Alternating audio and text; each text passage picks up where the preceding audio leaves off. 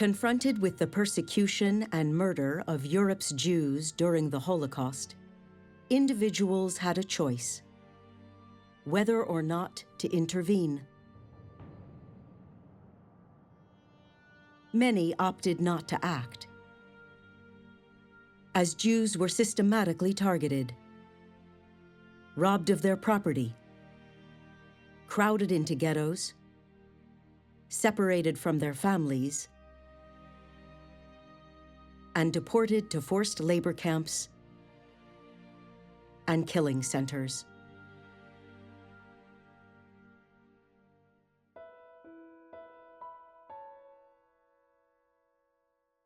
But a small number of individuals in every European country and from all religious, ethnic, and political backgrounds risked their lives to help Jews. Rescue efforts ranged from the isolated actions of individuals to organized networks, large and small. Some stories of rescue are well known, such as that of German factory owner Oskar Schindler, who protected more than 1,000 Jewish workers employed at his plant from deportation to Auschwitz. But many stories of rescue are less familiar. Stories of ordinary people acting in extraordinary ways in the face of great danger. In Poland, to assist the Jew was very risky. The Poles who were guilty of assisting Jews were often, not always, but on many occasions, killed or sent to a camp. In some villages, their house was burned down. I know, for example, of a man who did assist my family, a Mr. Kubinski, whose farm was burned and his family was killed. Whether they saved 1,000 people or a single life, those who rescued Jews during the Holocaust demonstrated the possibility of individual choice, even in extreme circumstances. As we remember the victims of the Holocaust, we honor the rescuers whose actions saved lives.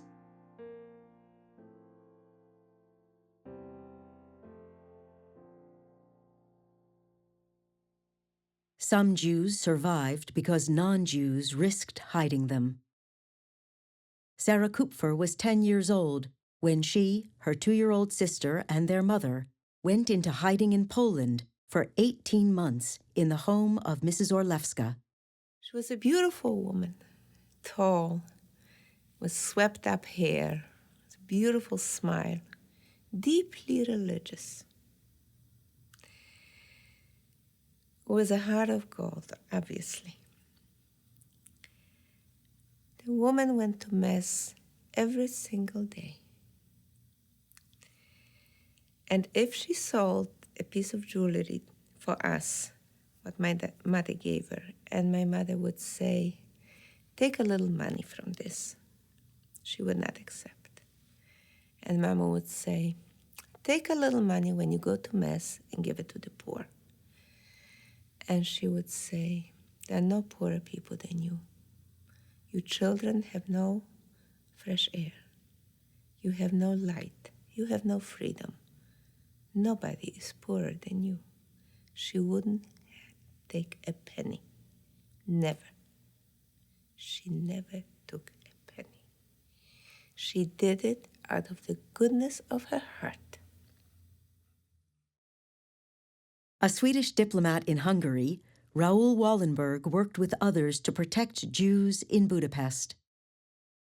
Agnes Adachi was 26 when she assisted in this rescue effort. Budapest is 2 cities, and in the middle is the so-called blue Danube. For me, it is the red Danube, but that's what it was. And they took people down there, the Hungarian Nazis, and they roped 3 people together, and they shot the middle one, so they all fell in. And if they saw a movement, they shot again, so that be sure. But many people by themselves somehow got out. But it was a terribly cold, winter, as I said, and the Danube was frozen with big slabs of ice. So Raoul came home the third night, and there was no moonlight, no stars, just cold and dark. And he turned to us the first time. Usually he only talked to the men and the Red Cross. And how many of you can swim? I have a big mouth. I put up my hand. I said, best swimmer in school. He says, let's go. And we went down on the other side. The Hungarians didn't even hear us coming because they were so busy roping and shooting. And we stood on the left, way over. We had doctors and nurses in the cars, and then we had people outside to pull us out. 4 of us, 3 men and me, we jumped. And thanks to the icicles, the ropes hung onto it, and we saved people out. Some Jewish parents saved their children by placing them with non-Jewish families. In Holland, Helen Waterford and her husband sent their 4-year-old daughter away in 1940. We decided not to kiss her anymore, not to have her too close physically. Both of us did that. And it has helped her. Because when we had the times that she had to leave, and we told her she was an outgoing child, she would go and visit a couple, and they have no children, and they would so much like to see her. And she always liked to visit people. So when those other people came, they took her. When they came on a Sunday afternoon, and we didn't know their name, we didn't know where they lived, and she saw them, and we told us, yes, those are the friends who would like you to see where they are living. See, they have no children. And she went with, we went with her to the streetcar, and we said goodbye, like that. No kissing, nothing. In 1939, nearly 10,000 children were sent abroad from Germany and Austria on what were called Kindertransports.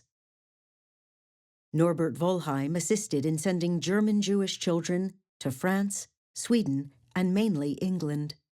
Most of the children were in some kind of a mood of expectation.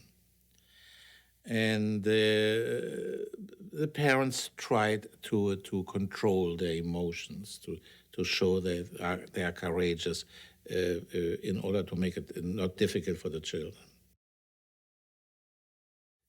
None of us, nobody of us, could foresee, even at this moment, that for most of the children and most of the parents, it would be the last goodbye.